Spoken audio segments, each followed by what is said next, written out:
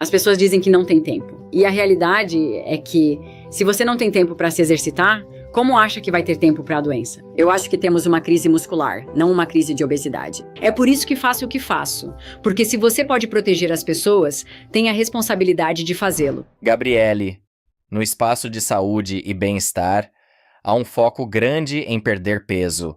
E por boas razões. Temos um problema com muitas pessoas acima do peso ou obesas. Mas você adota uma abordagem diferente e diz que, em vez de focar na perda de peso, deveríamos focar em ganhar músculo. Por que isso? Bem, quando penso onde estamos na sociedade agora, penso nessa conversa sobre obesidade tão predominante. E todo mundo fala sobre a epidemia de obesidade e que deveríamos perder peso. A realidade é que não estamos com excesso de gordura. Certo. Uma epidemia é algo que mata lentamente ou rapidamente. E não estamos vendo isso. A obesidade, eu acho, é um sintoma de um problema maior, que é baixa massa muscular, músculo prejudicado. Acho que temos uma crise muscular, não de obesidade. Se vê o músculo como órgão da longevidade e saúde, está mais empoderado. Tentamos resolver a obesidade por décadas e estamos mais gordos e doentes. Sempre penso, se temos o problema certo, deveríamos encontrar uma solução. Talvez o problema não seja a gordura, mas outra coisa. Precisamos repensar nosso foco. Talvez olhar para o músculo como solução. O que você está dizendo para quem sintoniza, pensando em resolver o problema de peso e ficar saudável, Sim. é que é mais sutil. Vamos à raiz, em vez de focar no peso extra, que é um sintoma. Vamos falar sobre construir músculo, Totalmente. que é essencial para a saúde. Sim, e construir músculo é entender que o músculo é um sistema endócrino, é um sistema de órgãos. E o músculo é mais que fitness, é crítico para interagir com o sistema imunológico, é crítico para a partição de nutrientes, ou seja, a comida que comemos é um componente crítico para a resistência à insulina. É absolutamente essencial quando pensamos nos problemas associados à obesidade. Quando falamos de obesidade, logo pensamos em diabetes, síndrome metabólica, doenças cardiovasculares, Alzheimer, câncer, não é mesmo? E quando refletimos sobre a entrada metabólica, quero dizer, elevações em insulina, glicose, triglicerídeos e esse baixo nível de inflamação que existe. A gordura e as doenças associadas são sintomas do desafio com o músculo. É assim que vejo. Quando se trata de perda de gordura, uma grande razão para ganhar músculo é que ele melhora a taxa metabólica, ajudando a queimar mais calorias em repouso. A razão pela qual é tão crítico ganhar e manter o músculo saudável. Há algumas razões para isso. Bem, número 1, quando você pensa sobre o músculo esquelético e o que ele faz, ele é o principal local para a eliminação de glicose. Os domínios do músculo existem, número 1, na locomoção, importante para não cair ou ser forte, manter atividades diárias, ir ao mercado, colocar sua mala no compartimento superior, essas coisas. A fisicalidade de até mesmo andar. Então, há um aspecto físico do músculo. Então, há um aspecto metabólico do músculo. E o aspecto metabólico do músculo, a maneira como penso é, número 1, é o principal local para eliminação de glicose. Metabolismo de carboidratos, oxidação de ácidos graxos. Tudo isso ocorre em grande parte no músculo esquelético. Quando pensamos no músculo esquelético, que é o músculo sob controle voluntário. Temos músculo cardíaco, músculo liso, que são os órgãos, e músculo esquelético sob controle voluntário. Este músculo compõe cerca de 40% do corpo. O músculo esquelético é o principal local para eliminação de glicose, que é o metabolismo de carboidratos. E é um local primário para a oxidação de ácidos graxos. O músculo esquelético é a maior parada. É curioso que quando falamos de obesidade e gordura, parece que a gordura aparece do nada. Não é assim. Primeiro temos tecido muscular prejudicado, ou como um dos primeiros. Desafios no corpo. Isso precede muitos problemas de saúde. Você nos convenceu que isso é importante. Precisamos ganhar músculo de forma saudável. Quanto Sim, é suficiente? Alguém pode não querer parecer um fisiculturista, sim. mas quanto é Todo mundo necessário pergunta para isso. os benefícios de saúde? É uma questão de equilíbrio e objetivo pessoal. Acho que essa é uma ótima pergunta que todo mundo me faz. Quanto é demais? Agora, acho que temos que pensar em como olhamos para o músculo esquelético. Como o medimos? O músculo esquelético não tem sido medido nas práticas médicas. É visto como percentual de gordura corporal ou IMC. E isso é um erro para identificar a importância do músculo esquelético. Quando pensamos nas ferramentas para o músculo esquelético, pensamos em um DEXA. Isso é um tipo de raio-x, uma maneira de olhar para a densidade óssea. Também massa magra, que inclui sangue e órgãos além da massa de gordura. E isso é útil? É útil porque podemos extrapolar muito. Mas, novamente, não olha diretamente para o músculo esquelético. E quero dizer isso novamente. Então, um DEXA não olha tipicamente para o músculo esquelético diretamente. Ele identifica gordura e osso. E o músculo esquelético é agrupado com toda a massa magra. Ok, então isso é número 1. Há desafios relacionados à medição do músculo esquelético, como ele existe. Então, na medicina, é difícil mudar e apreciar o que não medimos bem rotineiramente. Isso é algo a considerar. Para completude, outras maneiras de olhar para o músculo esquelético são CT e MRI, que as pessoas não fazem. A pergunta original é quanto é suficiente? Eu diria, bem, é uma questão multifacetada. Provavelmente, menos que sejamos fisiculturistas, todos precisamos de mais músculo. É uma questão de encontrar um equilíbrio saudável, certo? Mas mais músculo sozinho não basta. Tem que ser saudável. Como conseguimos músculo saudável? Nós o treinamos para força. Nós o treinamos para hipertrofia. As pessoas dizem que não te faz mais saudável, mas o objetivo é hipertrofia de força para criar fluxo no músculo. O ouvinte pode perguntar: o que é fluxo? Todos já vimos um bife marmorizado. É uma boa representação visual de um músculo sedentário e não saudável. Os substratos nesse tecido permanecem estáticos, o que não é ideal para a saúde. O fluxo é essencial para manter o músculo ativo e saudável. Não há exercício para usar esses substratos.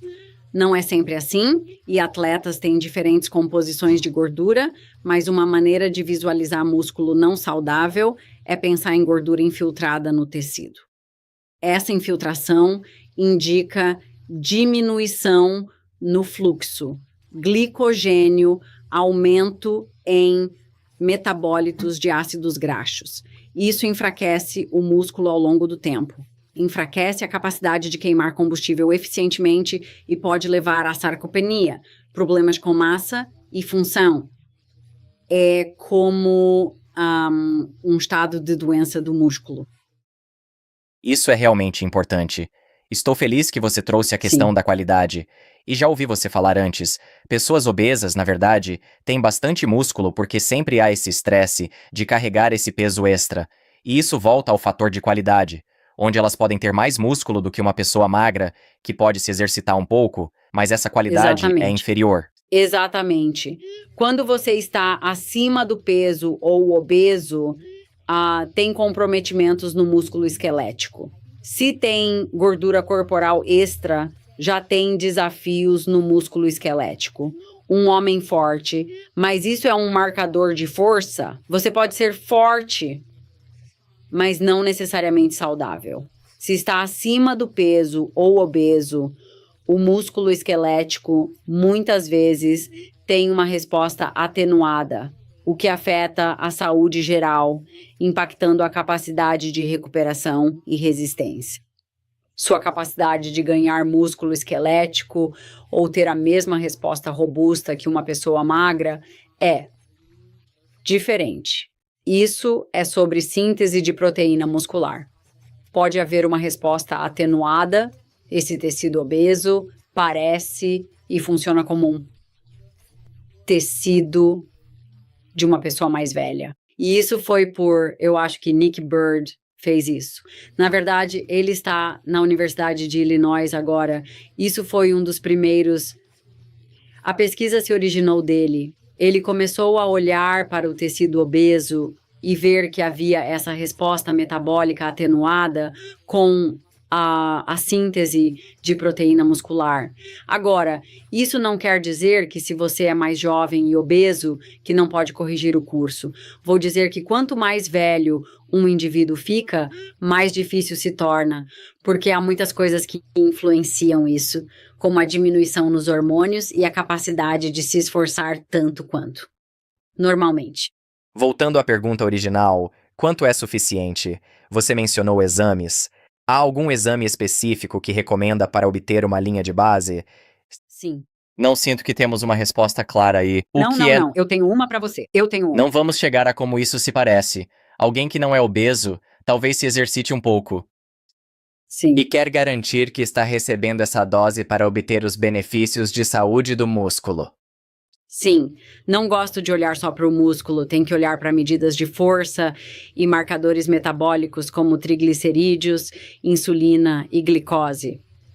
Uma maneira de extrapolar dados é fazendo um DEXA, composição corporal DEXA, e usando fórmulas para índice de massa esquelética apendicular, que é max dividido por metros quadrados, há certos intervalos. E as pessoas podem colocar isso. Esses números são arbitrários e não úteis agora. Há um limite que indicaria sarcopenia e outro para atletas. Tenho dados não publicados que vou colocar no meu livro em setembro, que junta o que considero uma faixa ideal para não atletas. Mas é tudo extrapolado. Não olha para músculo sob MRI ou CT, mas isso não é viável. Então, é olhar para uma composição corporal DEXA e colocar em uma formulação que qualquer um pode fazer em um índice de massa esquelética apendicular. Para quem quer se manter saudável e manter um corpo magro. Provavelmente o melhor é olhar para um IMC. A maioria dos médicos convencionais faz isso. Quero falar sobre IMC e como. Não é um bom marcador. E precisamos ir mais fundo para ver o que está acontecendo no corpo. Precisamos de uma abordagem mais abrangente.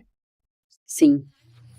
O índice de massa corporal foi usado, era para fins de seguro e é uma medida desatualizada.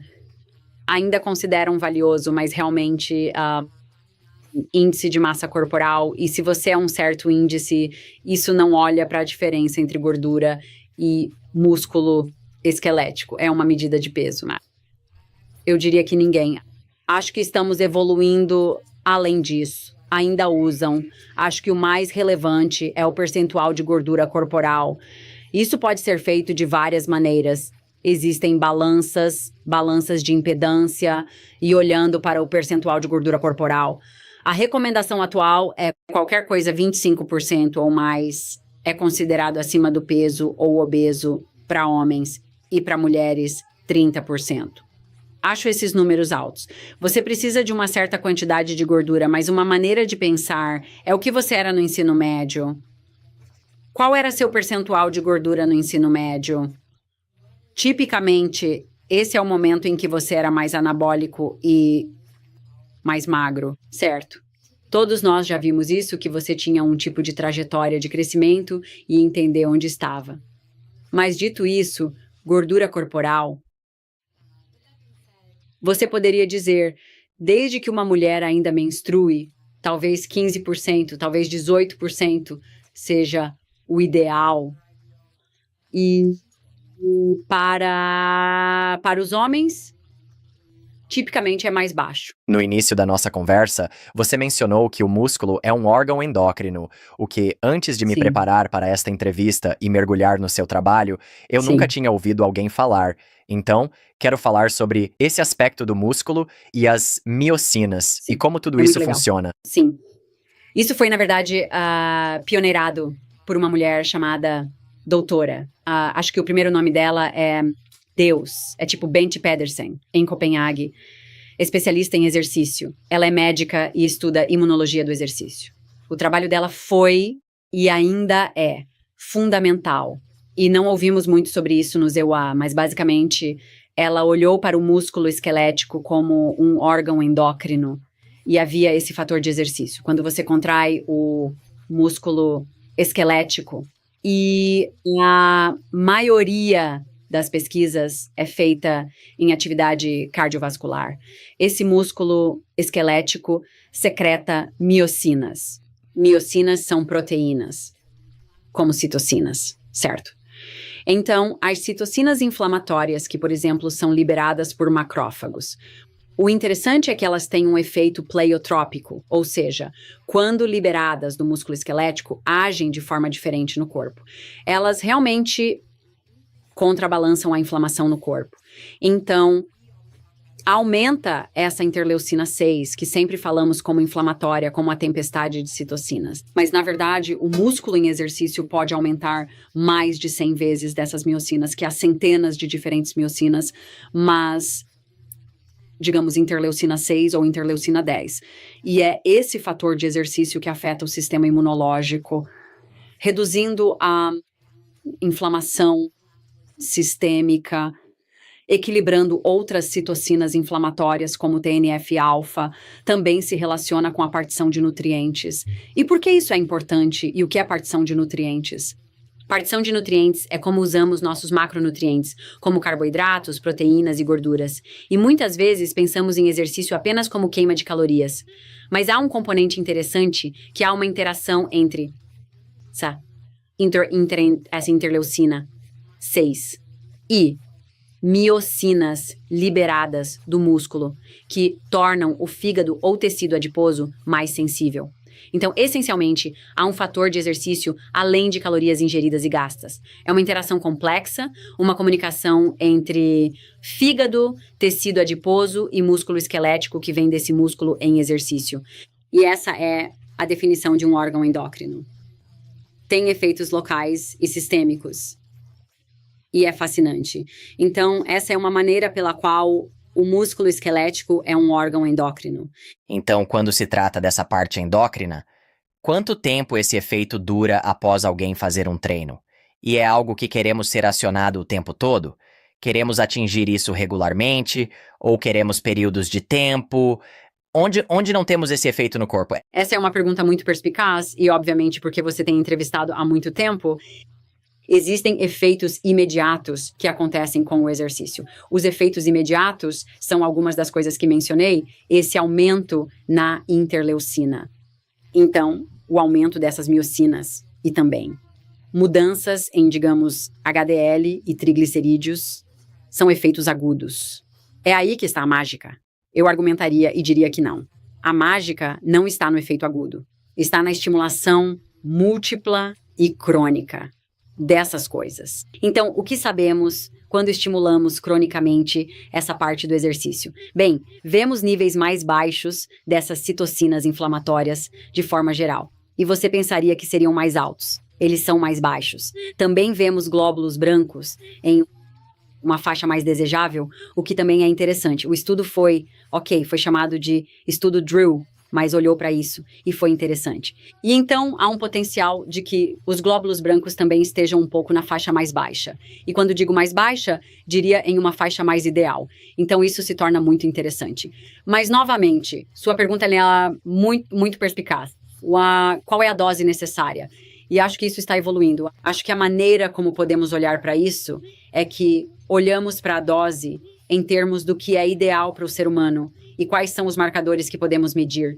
E podemos medir força, composição corporal e marcadores substitutos de saúde muscular, como resistência à insulina e glicose, ou insulina, glicose, triglicerídeos, HDL, HSCRP. Mas, novamente, acho que a fisiologia do exercício é um pouco do Velho Oeste no que diz respeito a qual seria esse input específico. Digo isso, no entanto, acho que há recomendações particulares que seriam benéficas para quase todo mundo. E isso é, número 1, focar na força primeiro. E isso pode ser de 3 a 4 dias de treino. Mas realmente deve haver, e há múltiplas maneiras de obter uma adaptação. E posso falar com alguns dos meus colegas que são especialistas em fisiologia do exercício e eles lhe diriam 1 milhão de maneiras diferentes de um programa bem desenhado. Mas de uma perspectiva médica, focando na força, pensando em como aproveitamos a força, porque isso é muito valioso, né? Força não significa necessariamente que você vai crescer músculos maiores,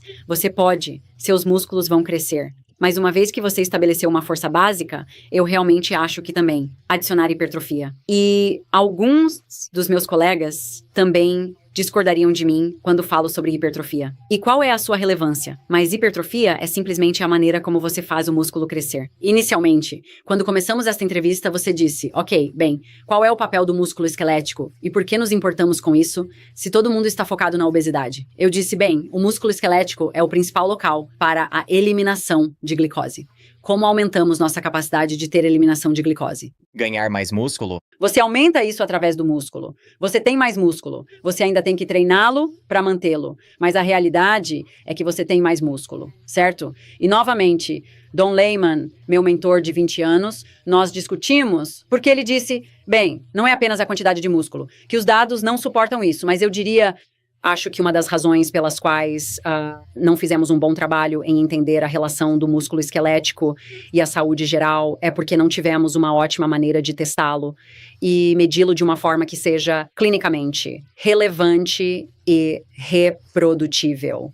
Estamos começando. Vai haver uma maneira na qual acho que isso está fora do laboratório de Evan Williams, ou talvez seja William Evans. É William Evans, Dr. Evans, falando sobre creatina. Você pode tomar uma pílula na qual ela rotula a creatina e então você pode medir a creatinina como uma forma de medir o músculo esquelético. E isso pode acompanhar com uma RM. Mas, de qualquer forma, esta é uma maneira longa de dizer músculo esquelético. Quais são é isso agudo ou crônico? E eu diria que as mudanças são agudas. Precisamos de atividade crônica. E há múltiplas maneiras de fazer isso. Certo. Você mencionou muitos pontos. Sim. Agudo, crônico, força, hipertrofia. Estou curioso sobre tipos de exercício. Sim. Falamos sobre resistência, mas dissemos exercício. Como você vê o uso de diferentes formas, como GIT, longas caminhadas, resistência com pesos versus faixas, para dar uma ideia de o que esses inputs fazem para o músculo. Cada tipo de exercício tem um impacto único no desenvolvimento e manutenção muscular. Sim, acredito. No meu podcast, entrevistei um PhD incrível, Pat Davidson. Falamos sobre isso. Ele disse, qual é o input para o resultado? Certo. Se é força, há várias formas de engajar, mas realmente levantar pesado, como um hack squat. Como escolher um exercício? Acho que pesos pesados para força são insubstituíveis. Poderia usar faixas? Talvez inicialmente. Certo. Mas pode levantar pesado o suficiente para mover agulha? Provavelmente. Desculpe. Vida real. Sexta após o Dia de Ação de Graças. Ação de Graças americana. Crianças em casa, todo mundo gritando, mas está bom. Tudo bem. Isso é bom, certo? Vida real. Estamos nisso então? Totalmente. Ouça, Pode haver várias formas de mover a agulha na força?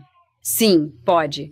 Acho que uma boa maneira de pensar seria como levantamos pesos, porque isso pode ser usado e você vai ter que ir pesado o suficiente. Poderia fazer isso com faixas? Talvez até certo ponto. Esse é um aspecto. E hipertrofia realmente é sobre fadiga muscular, sobrecarga progressiva ao longo do tempo. Isso poderia ser pesos livres, faixas, máquinas, e vou mencionar. Você disse força. Acho que kettlebells também são legais. Kettlebells podem ser usados para uma combinação de atividade intensa e movimento dinâmico. Certo.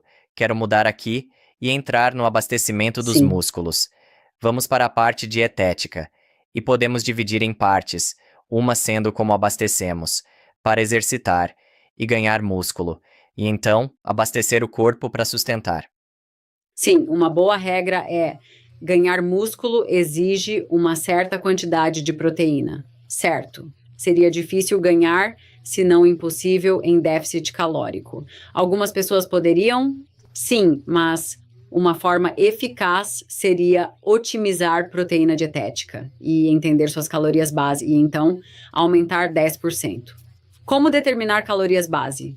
Há várias formas online. Meu amigo Alan Aragon tem um ótimo calculador. Você pode determinar calorias. E então aumentar a proteína dietética é valioso para o crescimento muscular. Novamente, acima. Eu geralmente recomendo 1 grama por libra de peso corporal ideal. Se você quer ganhar músculo, pode ir além. E se você está buscando reposição de glicogênio muscular após o treino, ingestão de carboidratos, pode fazer uma proporção de 1:1 de proteína para carboidratos e então gordura. As pessoas vão discutir são os carboidratos ou a gordura. Isso é mais importante. Eu diria, foque na proteína, depois carboidratos e depois gordura. Certo. Isso nos dá uma visão geral. Quero dedicar tempo às nuances, Sim. começando com a proteína. Esta é uma área que você pode falar extensivamente e uma área que eu realmente não explorei muito no programa. Vamos entrar nisso. E um bom ponto de partida é que quando as pessoas olham rótulos nutricionais, só veem proteína. E quantos gramas? And how many grams? Surpreende? E isso é um termo guarda-chuva, porque há 20 aminoácidos. Há 9 aminoácidos essenciais que só obtemos pela dieta. Sim.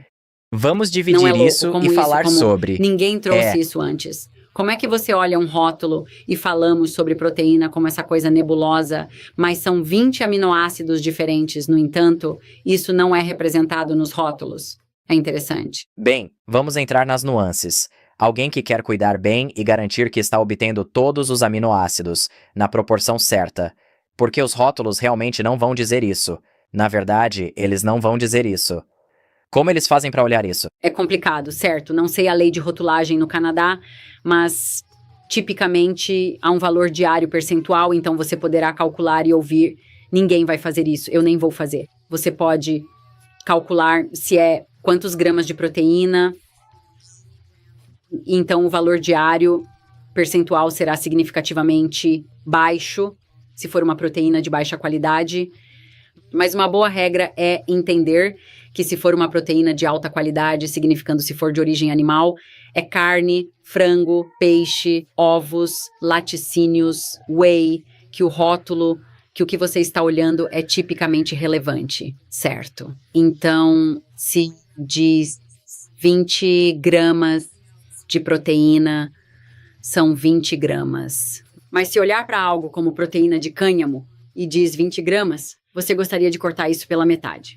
Mesmo que diga 20 gramas, pelas discrepâncias de aminoácidos, você está olhando para o corpo, reconhecendo cerca de 10 gramas.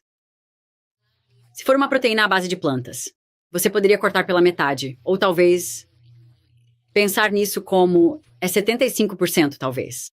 E como você se sente sobre o suplemento de proteína em pó em uma dieta? ótimo. Uma dieta saudável e equilibrada? Sim. Agora, eu acredito que uma dieta de alimentos integrais é melhor. Dito isso, estou ocupada para o ouvinte. Tenho 2 crianças gritando ao fundo, peço desculpas, é hora da soneca. Mas não se preocupe, temos ajuda lá. E trabalhando para colocar os bebês para dormir, estou ocupada. Então posso beber um shake de whey. Fácil, certo? Então eu sei que eu bebo tudo de uma vez. Estou cumprindo minha ingestão de proteína. Acho que tenho preocupações sobre as misturas de arroz e ervilha. E por que tenho isso? Whey existe na natureza. A proteína de whey é processada. Ou um isolado de whey pode ser processado. Eu posso apreciar isso. Mas um concentrado de whey, você obtém isso na natureza, certo? Whey existe na natureza. Não tenho dados para apoiar isso, mas posso te dizer, do ponto de vista de um profissional e apenas de alguém que eu me formei em nutrição, treinamento profissional por 7 anos em nutrição, além de experiência clínica e blá, blá, blá, e uma bolsa de estudos, é que quando você pega algo natural e então você adultera de forma que você o isola, por exemplo, ervilha, e faz algo que não existe, como transformar uma ervilha em proteína e dar esse composto isolado que não existe na natureza. Tenho preocupações, não importa como faça isso, certo? Não importa qual alimento seja. Se fizermos isso com um componente de carne vermelha ou o que for, acho que quando você faz algo que não existe na natureza, quando pega um alimento inteiro e o cria de uma forma para aumentar o alimento, acho que a ervilha tem atividade semelhante ao estrogênio. Acho que há compostos que talvez não devêssemos receber em doses tão altas. Ao longo de uma vida, seria preocupante para mim. E ouvi pessoas falarem sobre quantas ervilhas você precisaria condensar para fazer um saco daquela Muitas, proteína. sim. E ouvi sobre preocupações com contaminantes nessas proteínas vegetais quando você pega um volume grande e o condensa. Sim, quero dizer, tenho que dizer que concordo com essas coisas. E são preocupantes. Mas, se pensar em ciclos, e digamos que alguém seja mais vegano ou vegetariano, então posso apreciar que é uma maneira de utilizar proteína vegetal sem um aumento tão grande na carga calórica. Sim, mas tenho preocupações. Tenho preocupações lógicas que acho que são válidas. Uma coisa que ouvi você falar é sobre a primeira refeição do dia. Queremos garantir que estamos recebendo uma boa quantidade de proteína. Sim. Então, como isso se parece? E por que isso é importante? A pesquisa tradicional em proteína dietética vem dessa primeira refeição do dia. Realmente, todos os dados foram no café da manhã. Normalmente não é feito no almoço ou no jantar. E a razão é que é fácil do ponto de vista científico poder aproveitar essa primeira refeição porque não tem todas aquelas variáveis compostas. Você está saindo de um jejum noturno. E então, os dados para a síntese de proteína muscular, tipicamente, é realmente o ponto principal é essa primeira refeição do dia permite se alguém está fazendo um clamp ou uma biópsia muscular. E então, a maioria das pesquisas realmente identificou que essa primeira refeição é valiosa. Certo.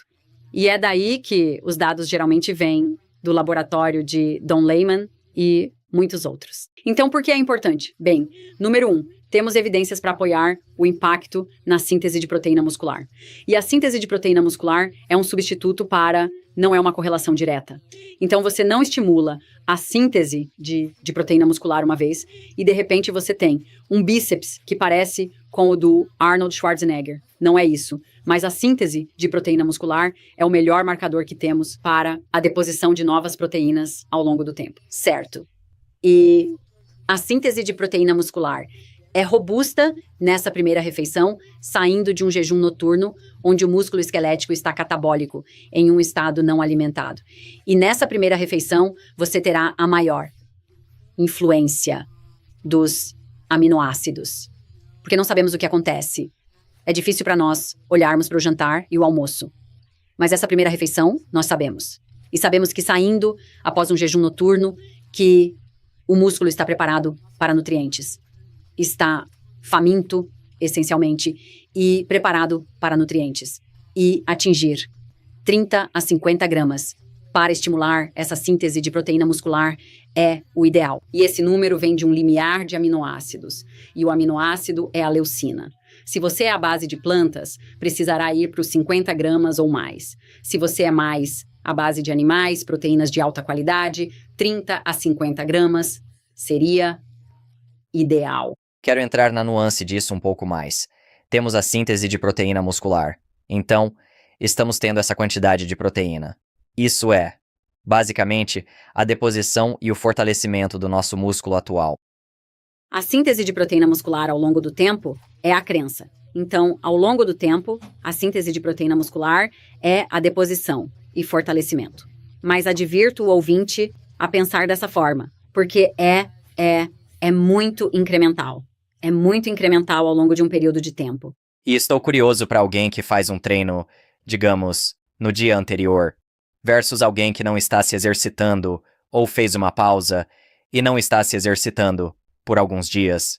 Como essa proteína impacta o músculo de forma diferente? Nesses dois estados? Então, se alguém não está se exercitando versus se exercitando, bem, você pode. Sim, imagine alguém que se exercitou no dia anterior, e então eles tomam essa quantidade de proteína na manhã seguinte versus alguém que fez uma pausa de alguns dias do exercício, ou são sedentários. Como isso vai interagir com o músculo de forma diferente? Novamente, uma ótima pergunta, feita por um entrevistador experiente. O músculo sedentário, do meu ponto de vista geral, é um músculo não saudável. O músculo sedentário é tipicamente um músculo que já está meio que saturado, cheio de glicogênio, substratos de ácidos graxos como diacilglicerol, essas coisas. No entanto, direi que o músculo ainda precisa de aminoácidos. Precisa de aminoácidos para recuperação e reparo, mesmo se você não estiver totalmente utilizando, porque o músculo esquelético passa por renovação, certo? A renovação de tecido em todas as partes do corpo. Um mínimo de 250 gramas por dia, provavelmente estamos renovando. Um músculo não exercitado em jejum ainda está preparado para a síntese de proteína muscular. Mas esta é uma questão complexa. Esse músculo sedentário é obeso? Se for, vai precisar de mais proteína para estimular. Mas se a pessoa for magra, 30 a 50 gramas são adequadas. Agora, vamos além. Se um indivíduo tem um músculo mais velho, ou seja, é mais velho e sedentário, ainda recomendo essa proteína, talvez 50 gramas. A razão é que isso vai desencadear uma resposta juvenil. Como uma resposta juvenil, significando que o músculo é um órgão sensível a nutrientes. Sua capacidade de sentir nutrientes diminui com a idade. Há dúvida se isso é verdade ou só inatividade.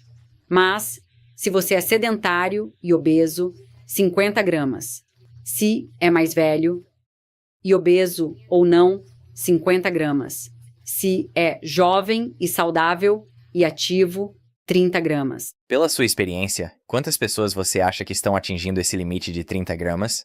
Sim, dados do Nhanes, o maior conjunto de dados, sugerem que 50% das mulheres acima dos 50 anos não atendem suas necessidades de proteína. Não me cite nisso, mas é como se a mulher média recebesse 60 gramas de proteína por dia. O homem médio, segundo o Nhanes, recebe cerca de 100 gramas. E isso pode se relacionar com o que falamos antes, a proteína de soro de leite, os pós de proteína à base de plantas. E então, quero entrar nos suplementos de aminoácidos de cadeia ramificada. Você é fã deles? Sou fã se você for vegano ou vegetariano. Ok, Se for, fale mais essa sobre seria isso. a forma de usar um ramo. Aminoácidos de cadeia ramificada são leucina, isoleucina e valina. São essenciais e devem ser obtidos da dieta. Talvez o microbioma intestinal, se você for um unicórnio, possa fazer isso. Mas para a maioria, devem vir da dieta. Tipicamente, uma dieta vegana ou vegetariana tem qualidade proteica inferior, ou seja, é mais baixa nesses aminoácidos essenciais. A maneira de compensar isso, novamente, isso compensa o componente de aminoácidos. Não compensa necessariamente o ferro, ou a creatina, ou a taurina, ou a anserina, ou alguns desses outros componentes. mas certamente a maneira pela qual você pode compensar de um aspecto proteico é adicionando uma colher de aminoácidos de cadeia ramificada a essa refeição de qualidade inferior. Podemos ver esse suplemento como basicamente os outros pós de proteína, o soro de leite e os à base de plantas são retirados dos alimentos? Um passo abaixo, Sim. aminoácidos de cadeia ramificada seriam quase um isolado como um pó de proteína? Depende de onde vem a cadeia ramificada. Acho que algumas empresas vêm de bicho da seda ou outro lugar. Não estou atualizado sobre de onde vem, mas é uma boa pergunta. Como você se sente Sim. sobre a associação entre aminoácidos e câncer? Há pesquisas sobre isso, e quero que Sim. você aborde de 2 pontos: aminoácidos da dieta versus suplementação, onde obtemos em forma concentrada. É uma questão interessante e acho que isso vem há muito tempo. Eu diria que antes deste artigo de 2016 na Cell, estava praticamente encerrada a conexão entre aminoácidos e câncer. Primeiro vamos falar sobre câncer. Câncer é uma doença do genoma e há fatores de iniciação e promoção. Um fator de iniciação do câncer é um defeito no genoma, não causado por algo que você come. Você não impacta diretamente um fator de iniciação de um aminoácido para causar câncer. Então tem isso. A próxima pergunta é: de que tipo de câncer estamos falando? Mama, útero, ovário, pulmão, próstata? Isso precisa ser discutido, certo? De que tipo de câncer estamos falando? Além de um componente genético, qual é o maior fator de risco para o câncer? Você sabe um dos maiores fatores de risco para câncer? Tantos. Obesidade, Obesidade, ambiente. certo? Você para aí. Obesidade, a única coisa sobre a qual poderíamos ter controle, certo? Sim, Então, bem se sobre o falarmos ambiente sobre... também. Mas, Quero dizer, não sei. até certo ponto. Sim, moro fora de Nova York. Quando morava em Nova York, não havia como eu poderia. Por mais que colocasse filtros de ar, há apenas tanto que posso fazer. Certo. Mas o conceito de que, número 1, câncer é uma doença do genoma. E número 2, de que tipos de câncer estamos falando?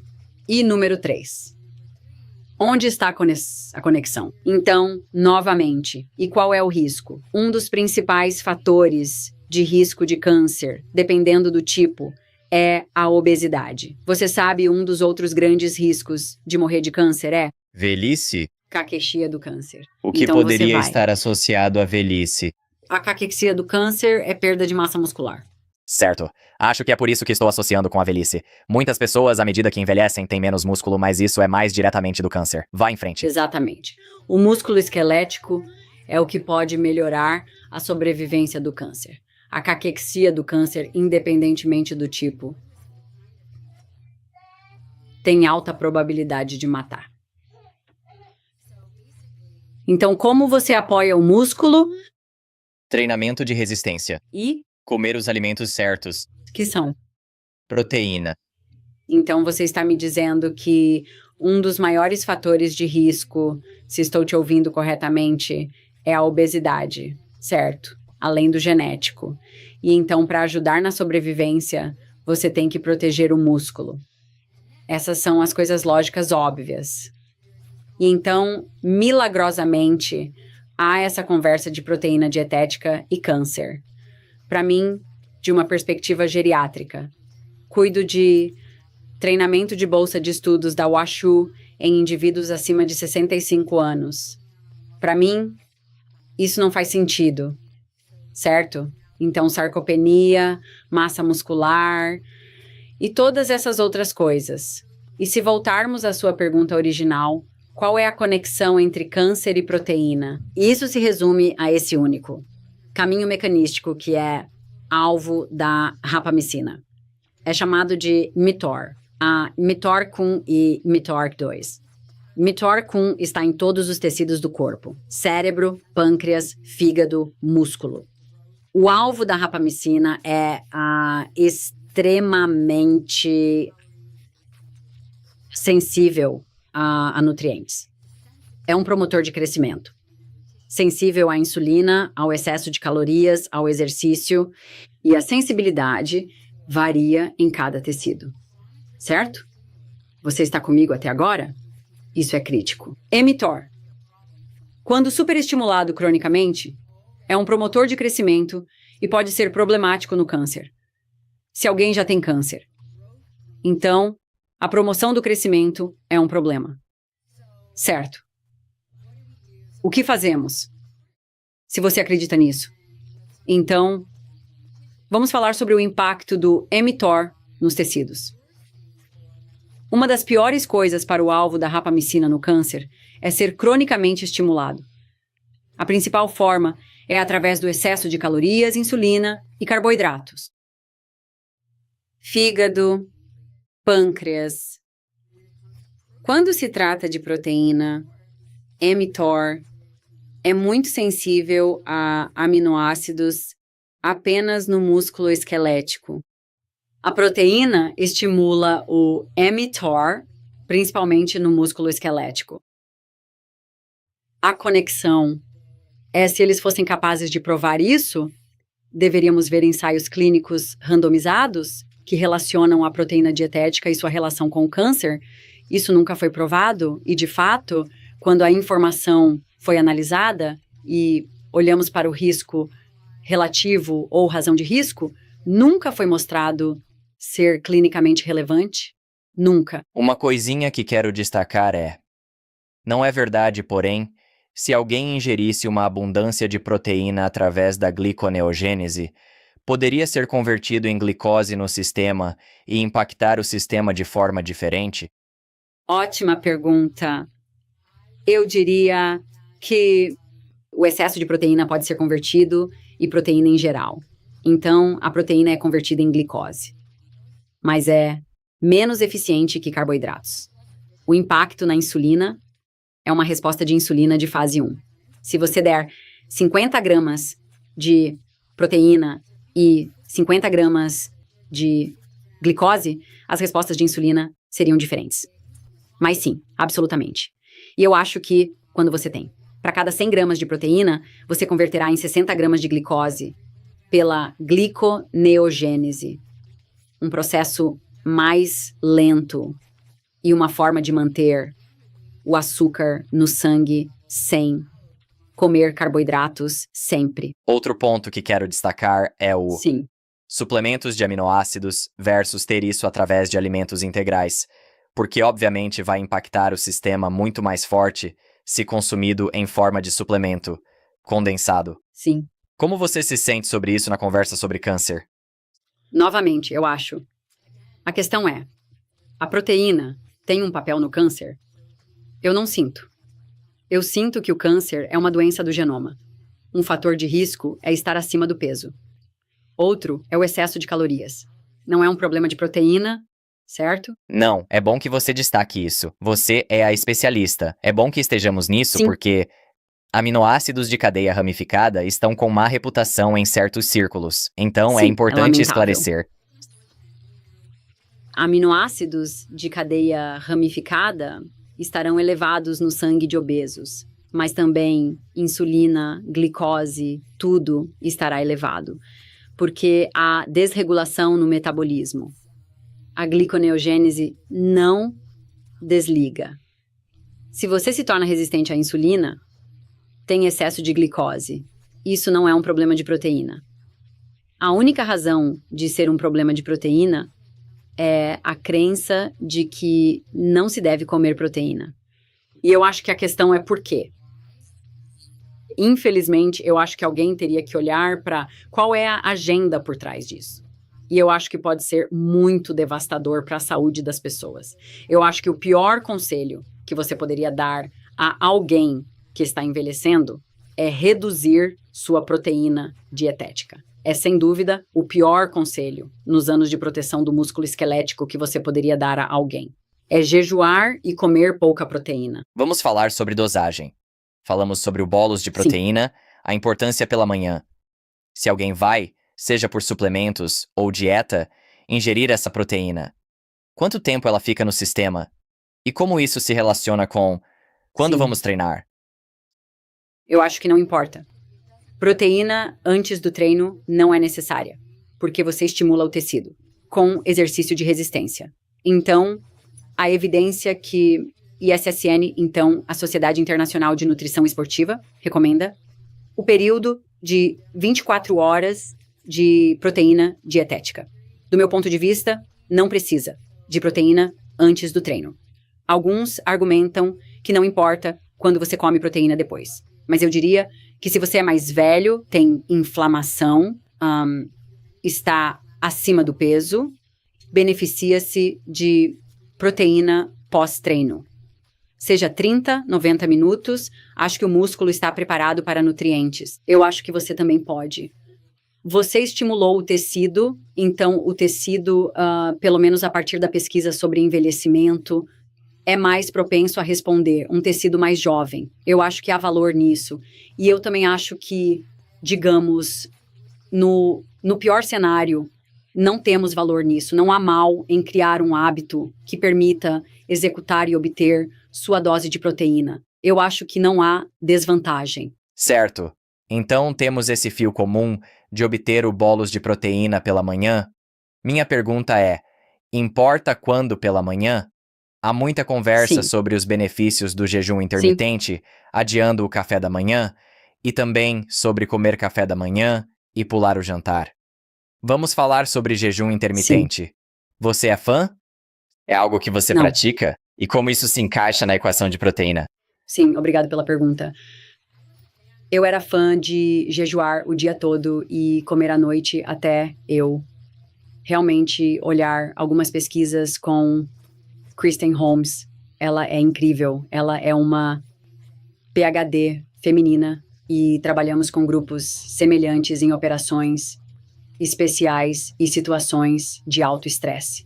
Situações. E ela disse, ouça, Gabriele, todo mundo está falando sobre jejuar durante o dia e comer a 1, 2 horas e depois à noite, que eu fazia. Eu jejuava até meio-dia e comia até as 8 e parava. E ela disse, os dados de biologia circadiana não apoiam isso.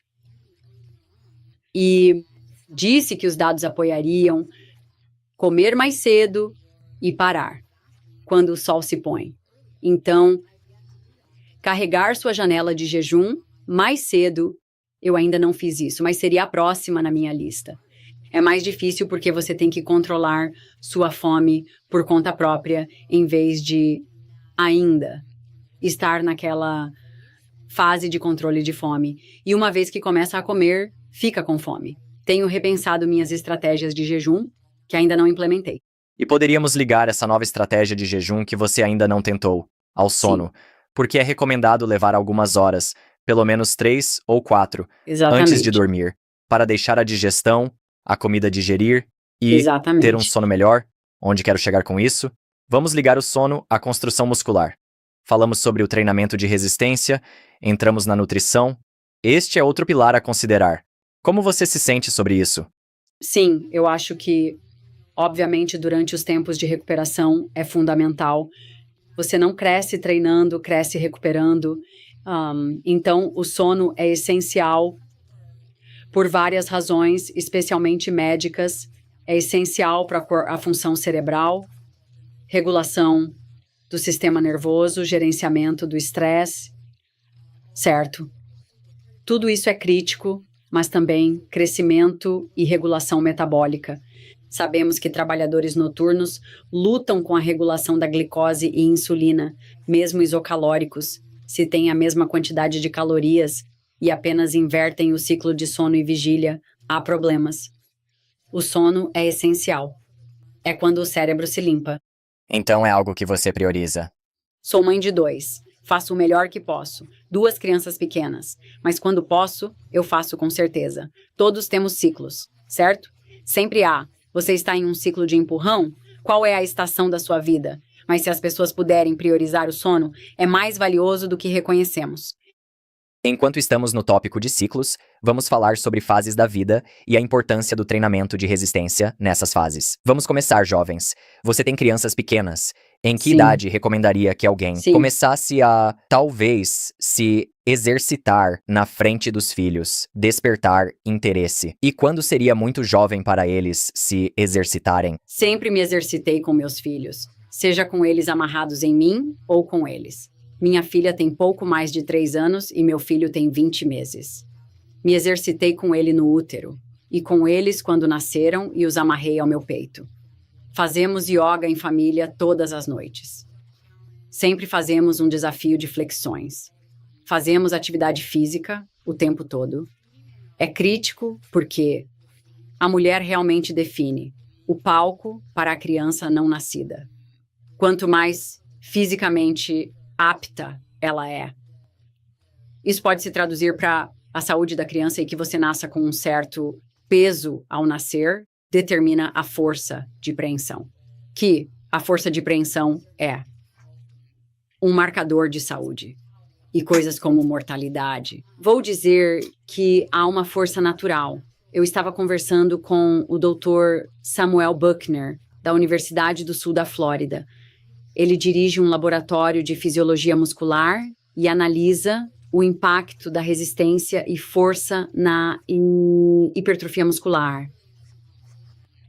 Tivemos uma conversa interessante e foi que você desenvolve força natural na adolescência. Então, tão forte quanto vai se tornar de uma perspectiva não treinada. Por exemplo, se você e eu fizermos um supino, um de nós, se tivermos o mesmo tamanho, um terá mais força natural. E essa força natural é o que você constrói na adolescência e início da idade adulta, e é como você desenvolve seu tecido. E uma vez que essa janela se fecha, você não desenvolve mais força natural. Uau! E em que idade essa janela se fecha? Provavelmente quando a puberdade termina. Essa é uma janela como pai. Você gostaria de encorajar seus filhos a serem fisicamente ativos, treinar resistência e construir essa base? Sim, fazemos isso o tempo todo. Pobres crianças. Se divertem muito, é ótimo. Super valioso. Vamos falar sobre mais tarde na vida. Tocamos nisso algumas vezes. À medida que as pessoas envelhecem, é importante que permaneçam ativas e mantenham essa força muscular. Sim. Vamos falar sobre alguém que está sintonizando agora e não estava ciente disso, não estava construindo essa base na adolescência ou meia-idade. Sim. O que podem fazer mais tarde para serem mais protetores ao envelhecer? Sim. Nunca é muito velho para ficar forte. Nunca é muito jovem para ser forte. E nunca é muito velho para ser forte. E há várias maneiras de empurrar uma adaptação. Pode ser por restrição de fluxo sanguíneo. Verifique com seu médico. Pode ser por trajes de estimulação. Se não sabe contrair o músculo esquelético. Pode ser máquinas. Pode ser kettlebells, pode ser bandas para começar, mas tem que incorporar resistência à força, não necessariamente hipertrofia nas idades avançadas, focar na força. Foco menos na hipertrofia, porque é algo que tem que sempre manter, mas a força é crítica. Então, foca na força. E, se é mais velho, também é sobre se desafiar. Não pode ficar fora do gancho, certo? Não pode ficar mentalmente fora do gancho e não se desafiar. O que vejo o tempo todo como, sou mais velho, não quero me machucar. Há maneiras de treinar sem custo significativo e isso é crítico entender. Nunca é tarde, mas trabalhar com um profissional de fitness é importante. E, para alguém mais velho, começando, não quer exagerar no início enquanto se fortalece, ou tem restrições de tempo e só pode fazer uma certa quantidade de treinos ou treinar por um certo tempo. Existem grupos musculares mais importantes. À medida que envelhecemos, que queremos focar? Deixe-me intervir aqui. As pessoas dizem que não tem tempo. E a realidade é, se você não tem tempo para fitness, então como acha que vai ter tempo para a doença? Como vai ter tempo para isso? Você não tem tempo para fitness. Então vai arranjar tempo para doença. Essa é a realidade. Então, essencialmente, alguém não tem tempo para isso. Se você acha que está ocupada agora, consegue imaginar como realmente é? É importante esclarecer que isso é inegociável e você precisa arranjar tempo. Essa é a realidade. Então é isso. Esqueci a segunda parte que você disse. Bem, certos grupos Grupo musculares, muscular. eles querem Sim, exercitar sim, para sim, ganhar sim. mais. Força nas pernas Ou, é essencial. funcionalmente, Sim. à medida que envelhecem, querem Força de certos comprimento. movimentos disponíveis. Força de Então, comprimento é essencial. onde focar sua energia? Força nas pernas é essencial. Força nas pernas é essencial. E você quer garantir que pode responder a qualquer movimento balístico se cair. Isso implica descer de uma caixa ou, se segurar ao cair, ser capaz de reagir a insulto físico. Então, a força nas pernas é vital ao envelhecer. Carregar kettlebells é ótimo. Agachamento. Supondo que você faça agachamentos bem, um agachamento frontal com kettlebell. Pode melhorar um agachamento hack com muito contato. Então, a força nas pernas é crítica. Isso seria a primeira coisa. E então, carregar e levantar coisas acima da cabeça. À medida que se envelhece, sou menos propensa a recomendar movimentos isolados e mais a trabalhar com um treinador para mais movimentos funcionais. Falamos muito sobre dieta e proteína Sim. e a importância da proteína. Até falamos sobre pós de proteína, mas não sobre suplementos. Sim. Gostaria de falar, de forma geral, sobre suplementos que você recomenda e toma. E então, para construção muscular, o que incluir além disso? Sim. Para saúde muscular, recomendo creatina. Recomendo óleo de peixe, ômega 3, vitamina D. E estou interessada em urolitina A atualmente. Urolitina A é quase como um prebiótico. 40% das pessoas não produzem. Ajuda na saúde mitocondrial, renovação e densidade mitocondrial. É ótimo para resistência. E gosto porque há boas evidências científicas da Europa, que acho valiosas, e dos CIUA. Mas essas são as coisas pessoas podem que estou obter isso dos realmente alimentos? interessada Essa última? agora. Urolitina A. Algumas pessoas, por isso, recomendo suplementar, nem todos. Urolitina A é encontrada em romãs. Você pode ou não metabolizá-la.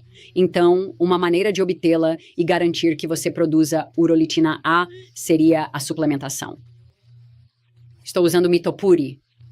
Empresa incrível, pessoas incríveis, produtos incríveis. Então, isso é raro eu me empolgar, mas estou muito empolgada com isso.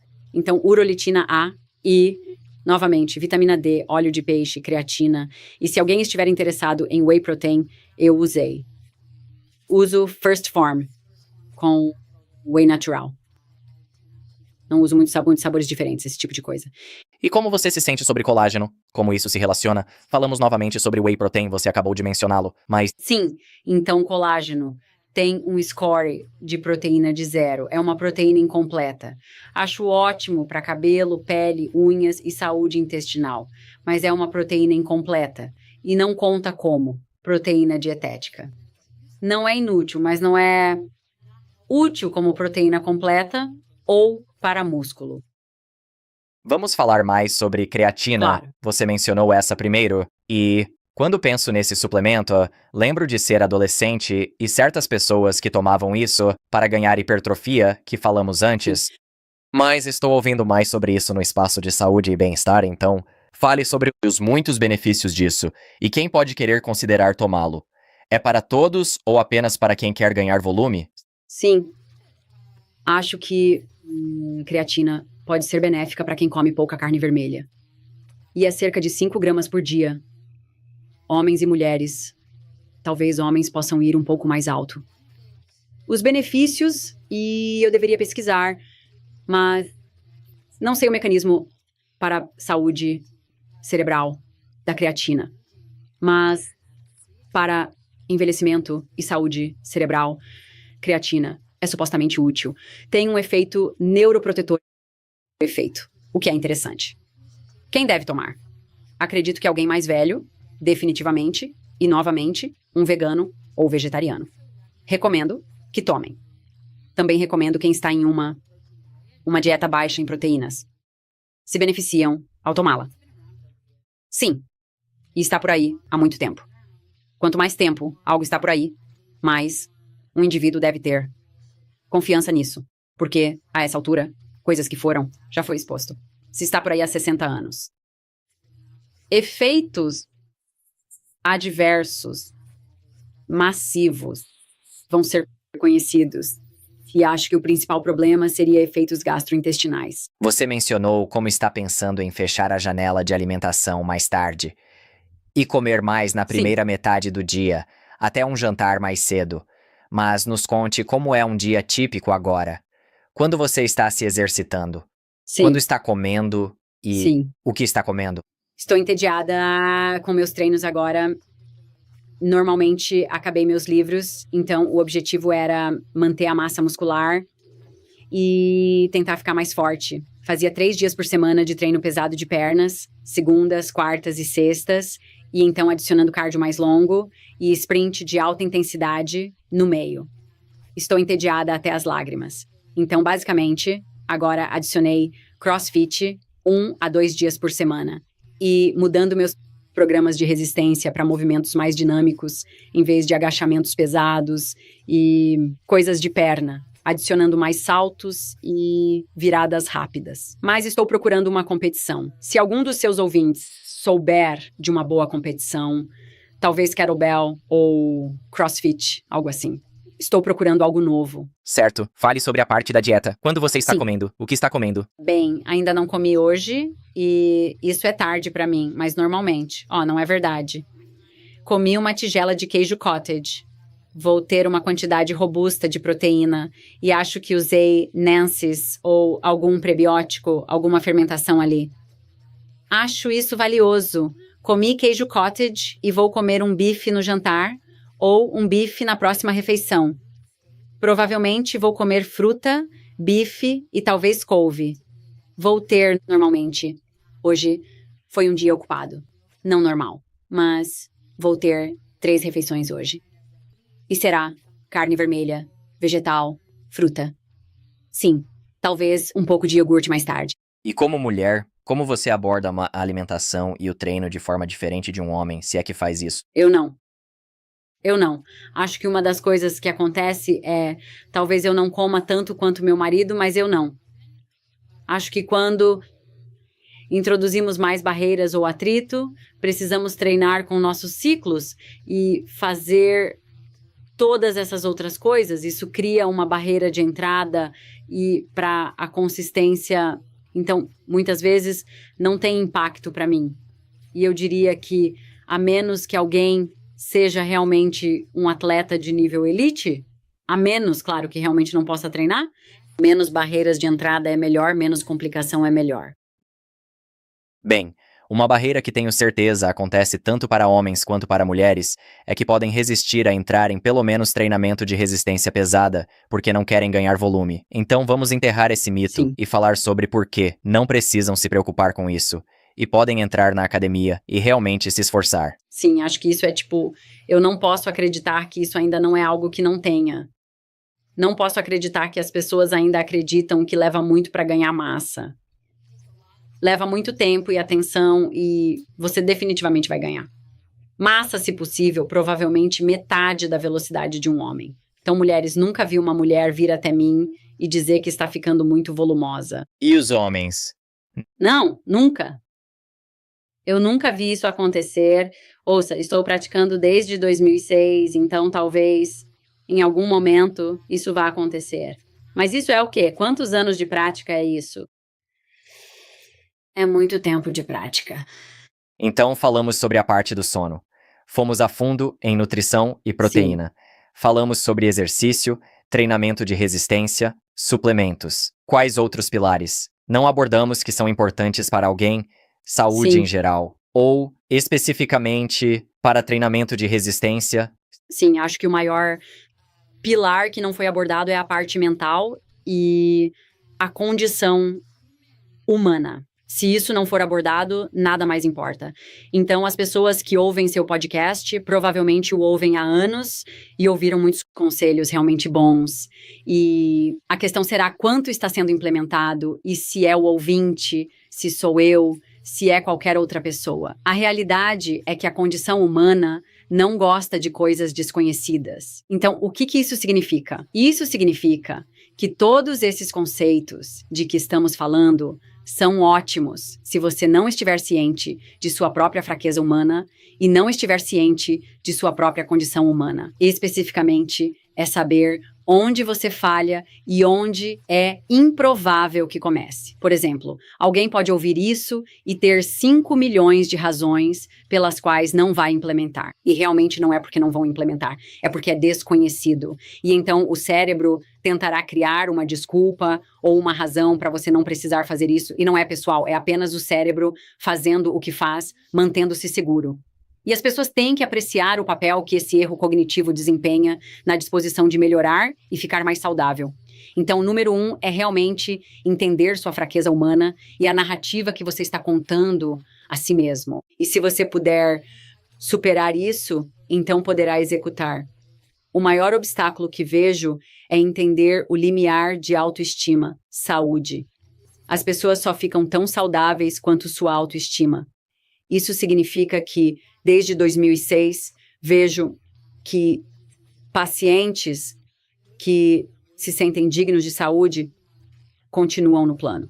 Aqueles que não se sentem dignos se sabotam, então ficam saudáveis, perdem peso e então se sentem ótimos. E esse sentimento ótimo é desconfortável e farão o que puderem para então se empurrar de volta para um domínio onde se sentem confortáveis. E isso é crítico também para entender e então mover esse limiar de limite superior para frente, porque novamente é apenas uma implicação inconsciente que pode ser ajustada desde que seja trazida à tona. Para essas duas partes que você mencionou, a conscientização.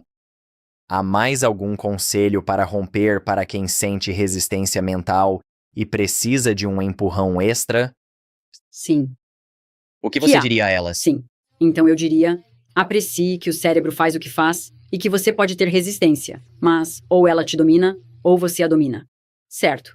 Passe por isso e faça. Sim. Seja mais forte que sua resistência. Você tem que ser mais forte que sua resistência. Ponto. E todo mundo pode fazer isso. Todo mundo pode fazer isso. E sempre falo sobre como ouvir uma entrevista como esta pode ser inspirador, que, se você está sentindo isso, haja, comece essa inércia. Sim.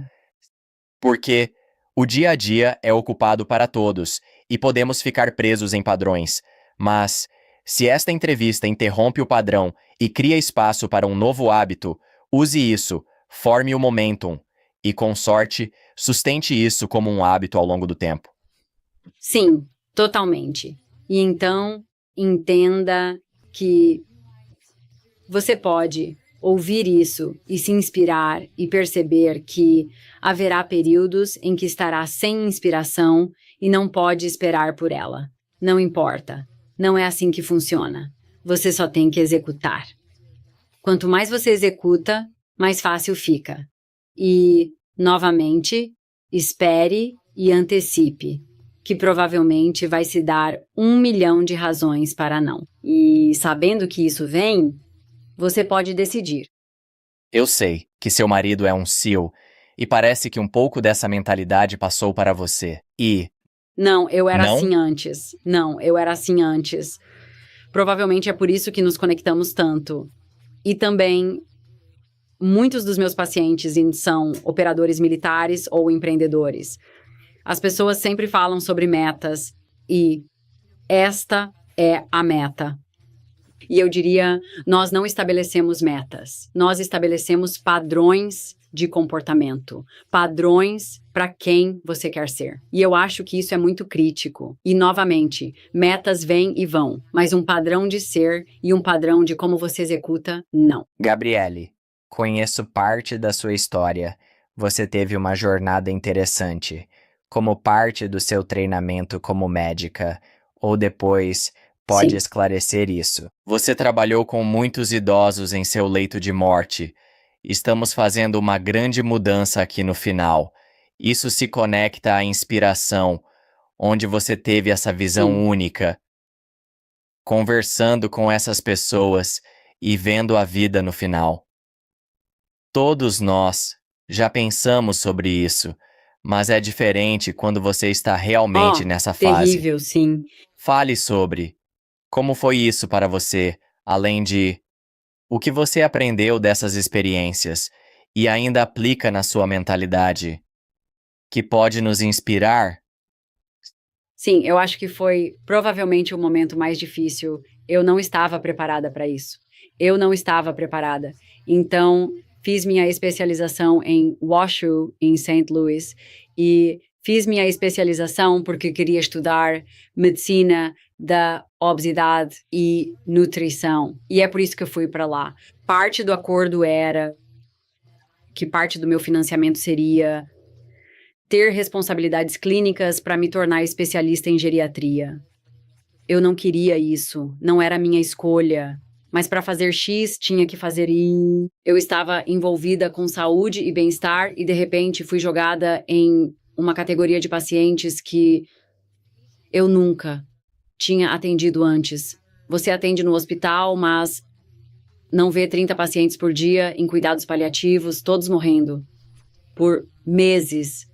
Não indo para lares geriátricos em condições horríveis e trabalhando em lares de idosos com demência severa. Eu não sabia no que estava me metendo. E eu diria, a maior coisa, número 1,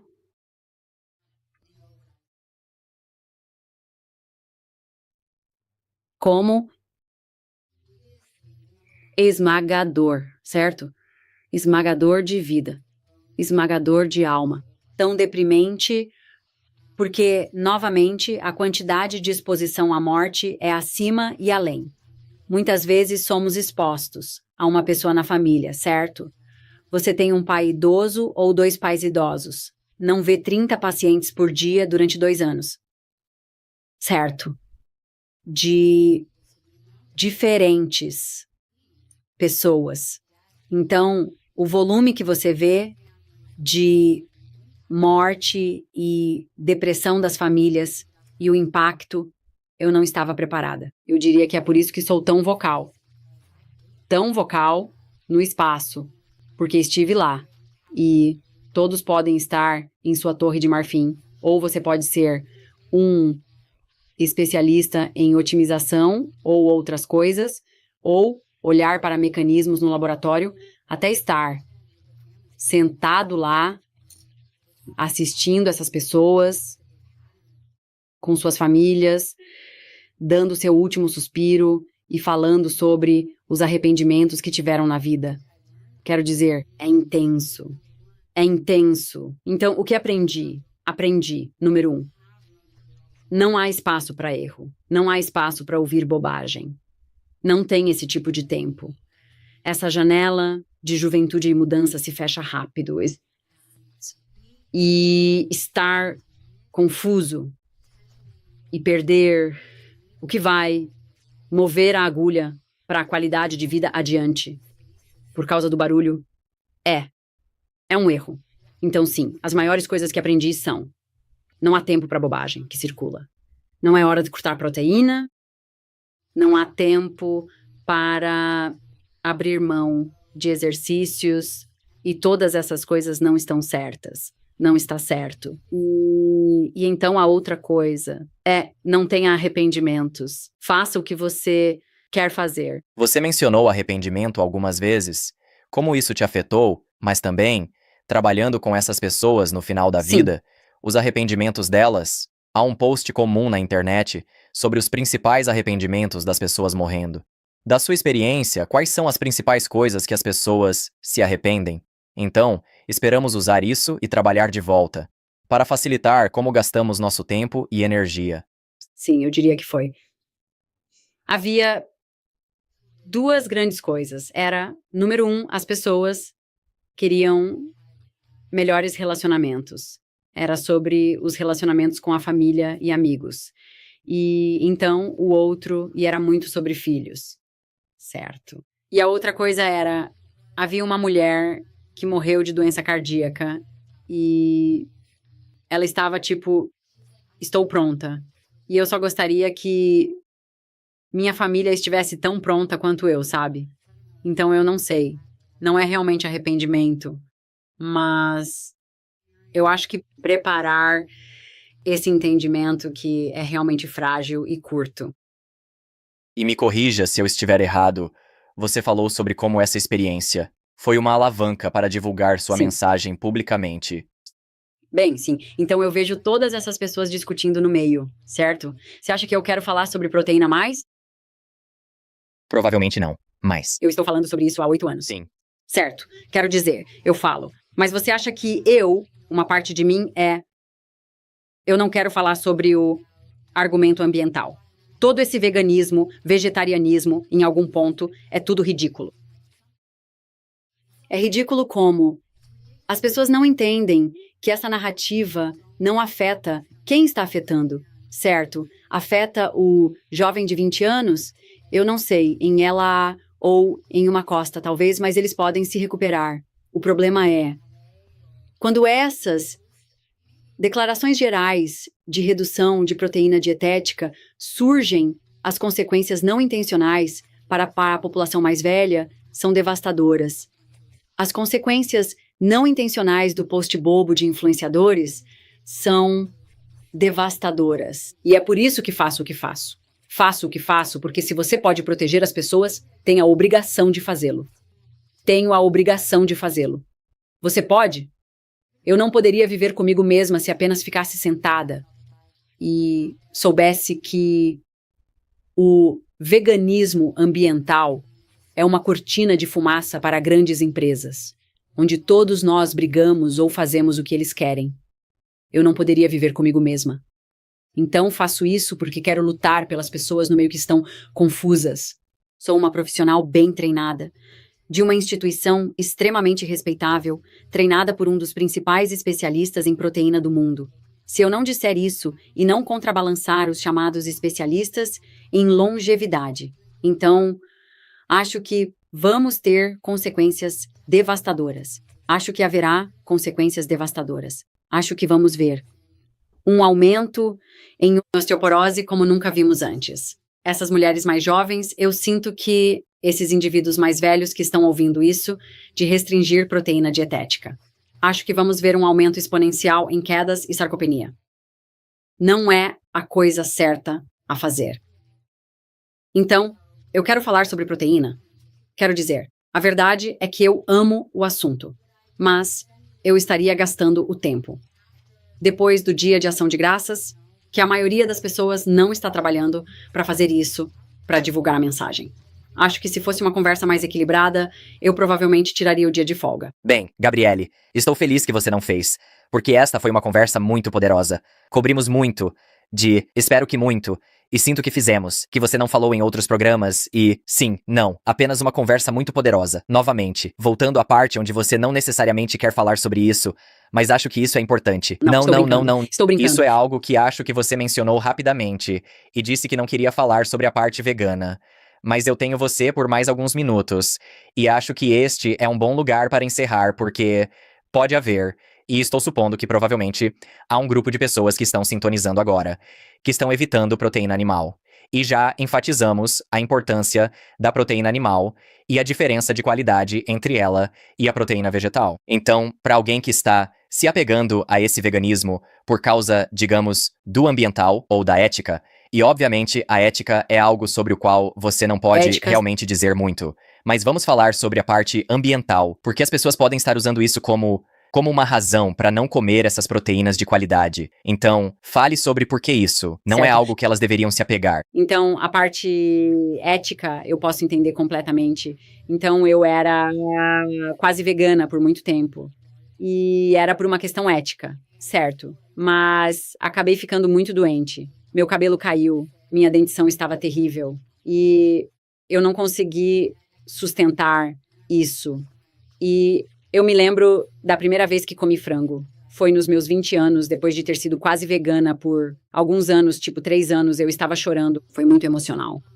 Então, do ponto de vista ético, eu não antecipo que ninguém precise mudar.